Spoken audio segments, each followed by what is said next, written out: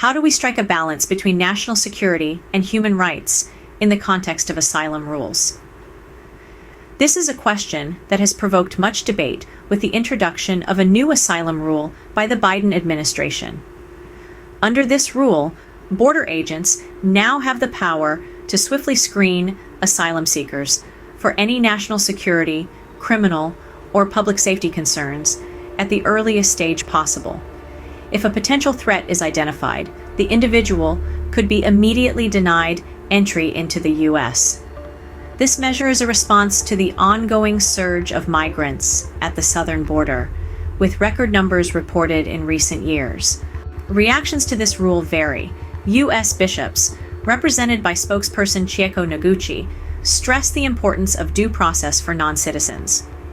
They highlight the need to balance a nation's right to protect its borders with the rights of individuals fleeing persecution. Critics, however, such as Jesus de la Torre from the Hope Border Institute and former immigration judge Andrew Arthur, argue that the rule may infringe on due process and does little to address the underlying humanitarian issues at the border.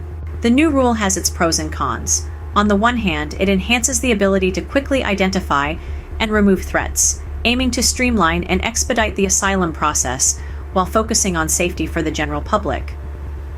On the other hand, it could compromise the due process, and rights of asylum seekers may not significantly decrease the number of migrants. And critics argue it fails to address broader humanitarian needs. So, as we consider these points, how might this new rule impact the balance between national security and the rights of asylum seekers? What are the long-term implications for border communities and migration patterns? And how should humanitarian concerns be integrated into policies that prioritize national security?